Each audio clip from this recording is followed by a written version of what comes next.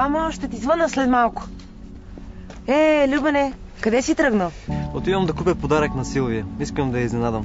Ти как си, приятелко? Зле. Имам да свърша куп неща в офиса, след това да отида до университета. Мога ли да ти помогна с нещо? Може да пием кафе след работа. Добре, към 6? Да, хайде. Освен за установяване на контакт, обращението служи за изразяване на отношението на говорещия към събеседника – лично, служебно, роднинско. Припомнете си, като обращение в българския език може да се използват съществителни имена в звателна форма. Мамо, ще ти звънна след малко. Любене, къде си тръгнал? Как си, приятелко?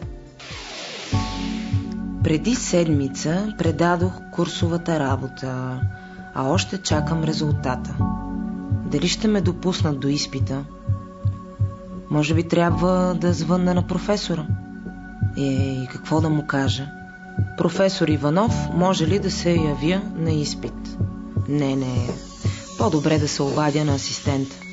Да? Ало? Добър ден, асистент Илиев. Бих искала да се консултирам с вас. Казвам се Искра Донова. Не можете да говорите. Да, извинете. Май наистина се разболявам. Да, напрежението води до това. Дали ще успея да мина през лекарката? Ало? Добър ден, доктор Попова. Кога ви е приемното време? Беше днес сутринта. Да, благодаря. Ще трябва да се справя сама. Тук някъде трябваше да има аналгин. В българския език думите, които означават звания, степени, титли, се употребяват като обращение заедно с фамилното име на събеседника. Доктор Попова, кога ви е приемното време? Професор Иванов, може ли да се явя на изпит? Асистент Илиев, бих искала да се консултирам с вас. Да. Приятен ден, госпожице. Да? Госпожо, не се безпокойте, ще получите документите до няколко дни. Да, до чуване. Ало?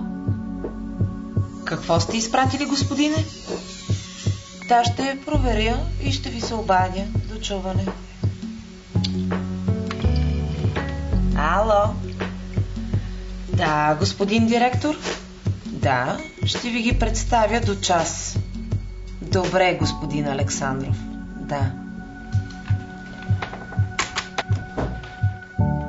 Ало? Разбира се, господин председател. Идвам след минутка. Май трябва да се клонирам, за да свърша всичко. Главата ми. Думите господин, госпожа, госпожица се употребяват като обращения в звателна форма. Какво сте изпратили, господине? Госпожо, не се безпокойте. Приятен ден, госпожице. Запомнете, когато думата господин се съчетава с названия на титли, длъжности или с фамилни имена, тя се употребява като обращение в обикновената, а не в звателната си форма. Господин директор, господин председател, господин Александров. Откъде да започна? Да, първо трябва да допиша поканите за конференцията. Я да видим на кого съм изпратила досега. Уважаема госпожо директор, така, уважаема професор Димитрова, добре, и на нея съм пратила. Уважаема архитект Добрева, имаме честа да ви поканим на предстоящата конференция. Баба. Няма да вдигам, не мога да говоря сега. В българския език За означаване на длъжности и звания на жени често се използват форми за мъжки род. Госпожо директор, професор Димитрова, архитект Добрева.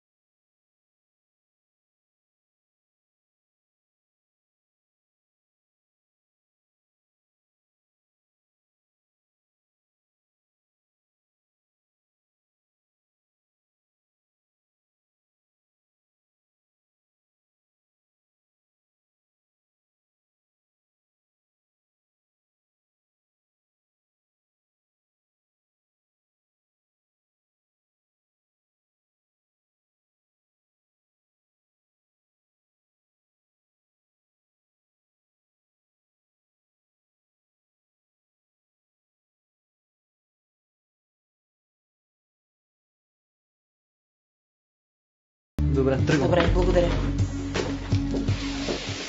Обърнете внимание, роднинските названия може да се употребяват като обращения самостоятелно или в съчетание с лично име.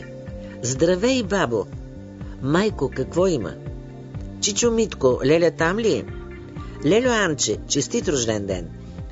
В разговорната реч за интимно или приятелско обращение към по-възрастен мъж се използва и думата бай в съчетание с лично име. Как си, бай Георги? Бай Василе, къде отиваш? Дали да извънна по телефона или да й го кажа лично? Ало! Господина Цякито! Ще излизате ли? Да, извинявайте. Най-добре е да й го кажа лично.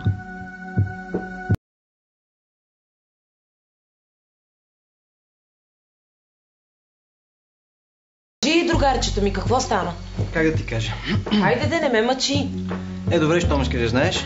Само ти и още двама...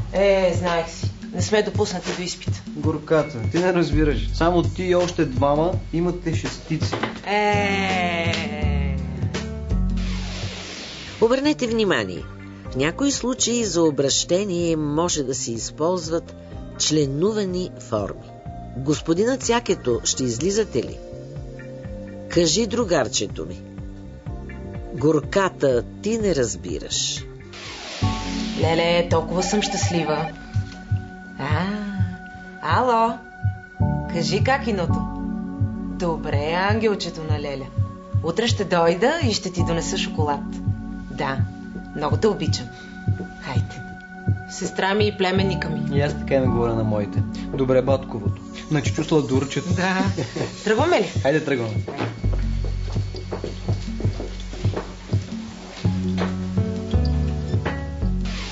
За изразяване на галевно интимно отношение към събеседника се използват и членувани притежателни прилагателни имена.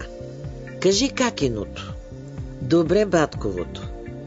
За изразяване на галевно интимно отношение към събеседника се използват и умалителни съществителни имена с предлога на. Ангелчето на Леля, на Чичо Сладурчето, на мама Мишленцето. Камък ми падна от сърцето. Така се притеснявах за тази курсова работа. Сега остави изпита да взема. Не те ли казах? Какво? Курсовата ти работа. Какво? Най-добре от всички няма да имаш изпит. Шегуваш се. Не. Така ли? Това трябва да се отпразнува. Хайде. В този урок видяхте. Доктор Попова, кога ви е приемното време? Госпожо, не се безпокойте. Господин директор, професор Димитрова, здравей, бабо. Чичо Митко, Леля там ли е? Как си, бай Георги? Господинът Цякето ще